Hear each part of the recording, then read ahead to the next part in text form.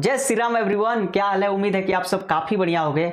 देखो, पिछले वीडियो में हम लोग डीएसए का इंट्रोडक्शन पार्ट देखे थे। अगर आप उस वीडियो को नहीं देखे हो तो मेरा यूट्यूब चैनल पे जा करके आप लोग उसका इंट्रोडक्शन पार्ट देख सकते हो। उस वीडियो का लिंक डिस्क्रिप्शन में डाल देंगे, वहाँ से भी आप जा सकते हो। देखो, आज की वीडियो में हम लोग डीएसए का जो फ्लो चार्ट होता है उसके बारे में डिस्कस करेंगे। उससे पहले क्या है कि आपका जो माइंड में क्वेश्चन चल रहा होगा उसको थोड़ा सोल्व कर लेते हैं, क्योंकि माइंड में जो क्वेश्चन चलता है उसको चलने नहीं देना चाहिए, उसको तुरंत सोल्व करके और उसको साइड कर देना चाहिए। तो चलो सोल्व करते हैं। पहला क्वेश्चन क्या होगा कि हम लोग कोडिंग के पार्ट में कब से जाएंगे, एक क्वेश्चन होगा आपका। तो इसका आंसर है कि हम लोग कोडिंग के पार्ट में 2 वीडियो के बाद चले जाएंगे। उसमें हम लोग जावा को इंस्टॉल करेंगे, फिर जावा में पहला प्रोग्राम लिखेंगे और उसका आउटपुट भी देखेंगे। अब क्या है, तो आज की वीडियो में हम लोग फ्लो चार्ट के बारे में डिस्कस करते हैं। तो फ्लो चार्ट किसके लिए है, पहले आप ये समझो। फ्लो चार्ट किसके लिए है? तो फ्लो चार्ट उस बंदे के लिए है जिसको प्रोग्रामिंग के पी भी नहीं आता है, उसके लिए फ्लो चार्ट है। क्या होता है ना कि थोड़ा सा जो भी बंदा पहली बार प्रोग्रामिंग में आता है तो उसका थोड़ा सा माइंड है ना स्लो काम करता है, मतलब थोड़ा सा स्लो चलता है। तो उस माइंड को थोड़ा फ्रेश करने के लिए फ्लो चार्ट के बारे में डिस्कस कर लेना ज़रूरी होता है। अब देखो, किसी पर्टिकुलर बंदे के लिए मैं नहीं बोल रहा हूँ। जब मैं भी बिगनर था तो उसमें मेरा भी थोड़ा सा माइंड स्लो चलता था, तो मैंने भी थोड़ा मेहनत किया और एक्सपीरियंस देखो होने पे सब कोई बड़ा हो जाता है। तो ऐसे ही हम लोग सबसे पहले माइंड को थोड़ा सा रिफ्रेश करने के लिए हम लोग डीएसए का फ्लो चार्ट को समझते हैं। तो चलो जल्दी से कंप्यूटर स्क्रीन पे और हम लोग स्टार्ट करते हैं वीडियो को। Welcome everyone to my computer screen. देखो, आज के लेक्चर को हम लोग जल्दी से स्टार्ट करते हैं। तो आज के लेक्चर में हम लोग को क्या पढ़ना है, फ्लो चार्ट। तो फ्लो चार्ट देखो क्या होता है। देखो, फ्लो चार्ट का मतलब सिंपल सा लैंग्वेज, मतलब इसको समझाए तो पहले इसको टेक्निकल वर्ड में समझ लेते हैं। Diagram to represent solutions of problems. किसी भी प्रॉब्लम का सॉल्यूशन निकालने से पहले जो भी हम लोग उसका ब्रेकडाउन करते हैं उसको हम लोग फ्लो चार्ट बोला जाता है। तो ये तो टेक्निकल वर्ड में हो गया। अब हमारे अपना लैंग्वेज में इसको समझाते हैं। देखो, प्रोग्रामिंग में क्या होता है कि हमारे पास काफ़ी बड़ा लेवल का प्रॉब्लम्स आएगा, तो उस प्रॉब्लम का हम लोग सोल्यूशन किस टाइप से निकालेंगे, तो उसका निकालने का तरीका होगा फ्लो चार्ट। अब फ्लो चार्ट केवल बोल देने से थोड़ी ना होता है। अब फ्लो चार्ट किस टाइप से हम लोग इम्प्लीमेंट करेंगे, तो उसका इम्प्लीमेंट करने का तरीका होगा कि जो हमारा प्रॉब्लम है उसको भैया आप ब्रेक डाउन करो, यानी उसको पार्ट बाई पार्ट उसको तोड़ डालो। अब उस जो पार्ट बाई पार्ट जो टूट रहा है उसको हम लोग क्या बोलेंगे, डायग्राम बोलते हैं। क्या बोलते हैं? उसको डायग्राम बोला जाता है। अब उस डायग्राम जो टूट रहा है उसमें से थोड़ा थोड़ा जो अपना आउटपुट दे रहा है, उस आउटपुट को जब एक साथ एग्जीक्यूट करोगे, माने इकट्ठा करोगे, तो क्या होगा, वो सॉल्यूशंस निकल जाएगा उस प्रॉब्लम का।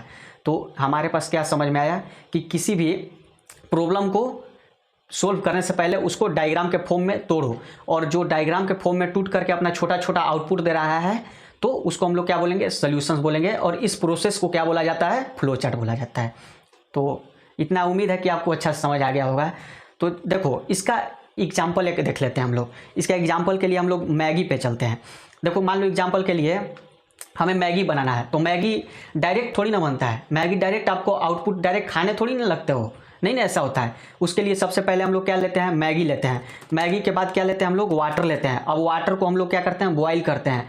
अब बॉयल किस में करते हैं, तो उसके लिए हम लोग एक बाउल लेते हैं। बाउल में हम लोग गर्म करते हैं पानी को, इसके बाद मैगी डालते हैं, फिर मसाला डालते हैं, सॉस वगैरह जो भी डालना है। इसके बाद हमारा जो डालने का प्रोसेस हो रहा है उसको हम लोग क्या बोलेंगे, डायग्राम बोलेंगे। और जो हमारा लास्ट में जो आउटपुट मिलता है उसको हम लोग क्या बोलेंगे, सॉल्यूशन बोलेंगे। अब इस डायग्राम को आप प्रोग्रामिंग से रिलेट करोगे तो आप कहीं पे भी सोल्व कर सकते हो, पेन और कॉपी पे भी सोल्व कर सकते हो। इसके लिए लैपटॉप की ज़रूरत नहीं है, पेन और कॉपी में भी सोल्व कर सकते हो, अपने माइंड में भी सोल्व कर सकते हो। आप इस मतलब फ्लो चार्ट को कहीं पे भी सोल्व कर सकते हो। तो उम्मीद है कि आपको ये फ्लो चार्ट समझ में आ गया होगा। अब नेक्स्ट क्या है, सॉरी एवरीवन, लाइट चला गया था। देखो, हम इसको फिर से आपको समझाते हैं कंपोनेंट के बारे में कि कंपोनेंट एक्चुअली में क्या होता है। देखो, हम लोग जो ऊपर में डिस्कस किए, मैगी वाला जो एग्जांपल दिए, एक्चुअली ऐसा प्रोग्रामिंग में नहीं होता है। क्या हुआ, ऐसा एक्चुअल में प्रोग्रामिंग में नहीं होता है। प्रोग्रामिंग में हमें फ्लो चार्ट को बनाते वक्त कुछ कंपोनेंट की ज़रूरत पड़ती है, और उस कंपोनेंट को हम लोग शेप में डिवाइड करते हैं। मतलब उसको हम लोग शेप में, डायग्राम जो सोचते हैं हम लोग उसको शेप बाय शेप सोचते हैं। तब उस शेप का सब मतलब अलग अलग शेप का कुछ अलग अपना मीनिंग होता है। तो सबसे पहला हम लोग शेप डिस्कस करते हैं ओवल शेप, यानी गोलाकार आकार। तो इसका शेप का मतलब ये हुआ कि जब प्रॉब्लम का जो सोल्यूशन निकाल रहे हो तो उसका सबसे पहले जो स्टार्ट करोगे तो उस कौन सा शेप में जाएगा स्टार्ट करने का प्रोसेस, तो हमारा जाएगा ओवल शेप में। और एक एग्जिस्ट भी है, अब जब लास्ट में ख़त्म हो जाएगा सोल्व करा हुआ तो भी ओवल शेप में ही जाएगा, वो एग्जिस्ट मतलब हो जाएगा, उसमें काम खत्म हो जाएगा, मतलब जो प्रॉब्लम सोल्व कर रहे थे। तो इस मतलब अभी क्या है ना कि इस शेप के थ्रू हम लोग आगे कुछ क्वेश्चन भी सोल्व करने वाले हैं। तो सबसे पहले इसको शेप को डिस्कस कर लेते हैं कि कौन सा शेप है, किसका क्या मतलब है। अब ये है पॉलीगॉन शेप। अब इस पॉलीगॉन शेप का मतलब क्या हुआ है? पॉलीगॉन शेप का मतलब ये हुआ है कि पहला है इनपुट और आउटपुट। देखो किसी भी प्रॉब्लम का क्या होता है कि यूजर अपना इनपुट देता है, तो उस इनपुट को हम लोग अपना पॉलीगॉन शेप में लेते हैं, और जो आउटपुट हम अपने तरफ से देंगे यूजर को वो भी पॉलीगॉन शेप में ही देंगे। ठीक है, इतना भी समझ में आ गया होगा। और एक है यहाँ पे रेक्टेंगल शेप। अब रेक्टेंगल शेप में क्या होता है? रेक्टेंगल शेप में हमारा प्रोसेस का काम होता है कि जो भी हम लोग मान लो क्वेश्चन सोल्व कर रहे हैं ना प्रॉब्लम का, तो उसमें जो भी हमारा प्रोसेसिंग हो रहा है, किसी को देना, किसी से लेना, तो वो हमारा कि इसमें जाएगा रेक्टेंगल शेप में जाएगा। जैसे एग्जाम्पल के रूप में नेम में अपना नाम असाइन कर रखे हैं राहुल, तो इसमें क्या हुआ, मतलब क्या हुआ इसका, ये जो इक्वल टू साइन है ना, इसमें हमारा क्या होता है जावा में कि असाइनमेंट ऑपरेटर का काम करता है। और असाइनमेंट ऑपरेटर क्या होता है? किसी को देना।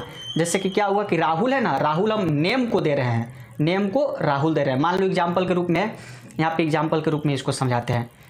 बी है, बी में यहाँ पे 10 है, ठीक है, इसका कलर चेंज कर लेते हैं हम लोग।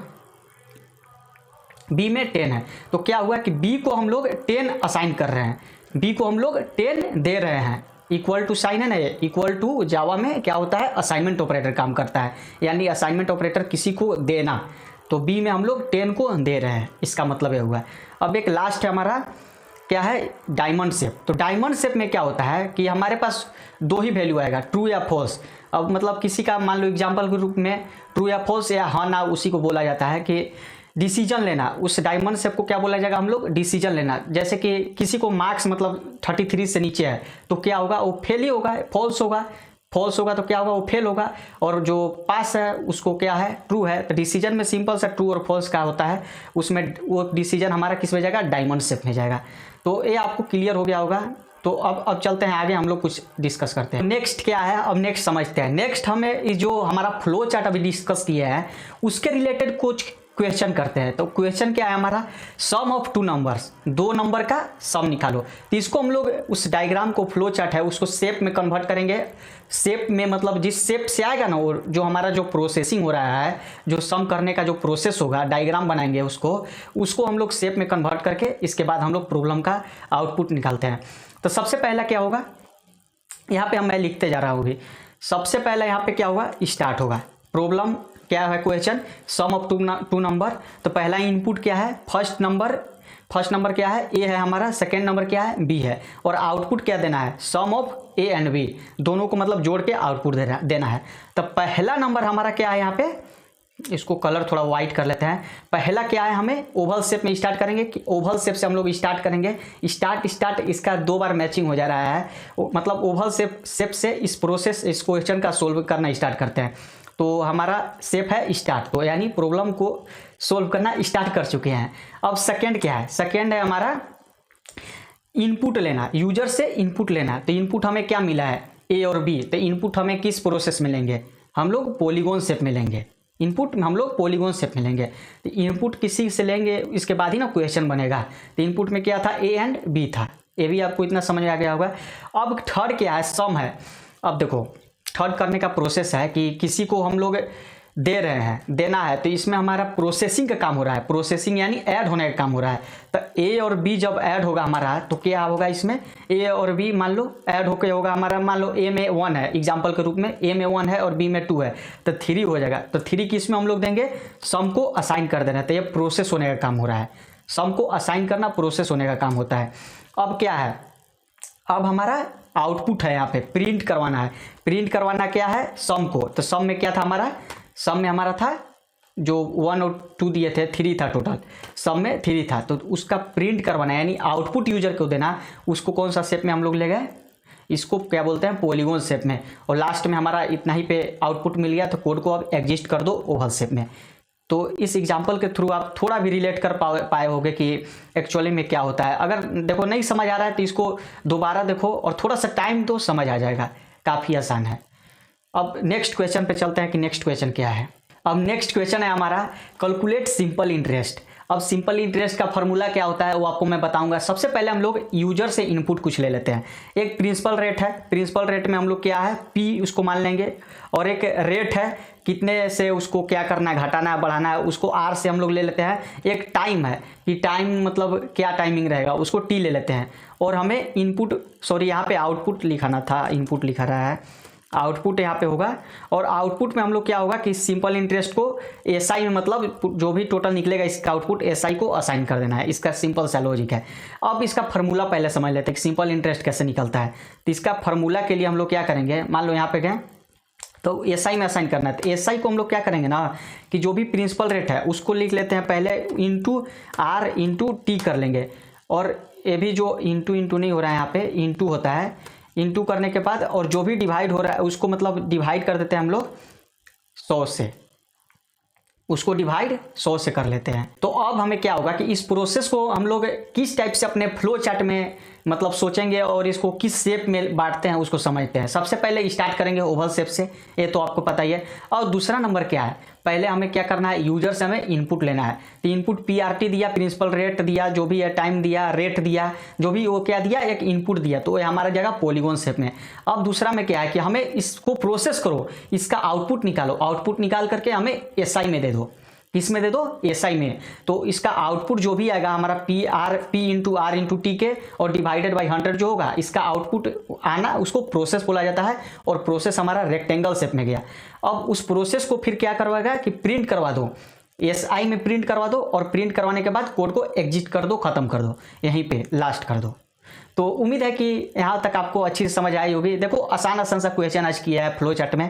कल से जो भी मतलब एक और वीडियो आएगा फ्लो चार्ट के ऊपर, उसमें थोड़ा सा लॉजिकल होगा और थोड़ा सा उसमें मज़ा भी आएगा। तो उम्मीद है कि आपको ये वीडियो अच्छी लगी होगी। देखो वीडियो अगर अच्छा लगता है तो वीडियो को आप लाइक कर दिया करो यार, कमेंट भी किया करो और सब्सक्राइब भी चैनल को किया करो। सब्सक्राइब नहीं करते हो आप लोग। तो मिलते हैं कि कल के वीडियो में, नेक्स्ट यानी वीडियो में, और फ्लो चार्ट पार्ट 2 के साथ, और उसमें थोड़ा सा इंटरेस्टिंग क्वेश्चन होगा। तब तक के लिए जय हिंद, जय भारत, जय श्री राम।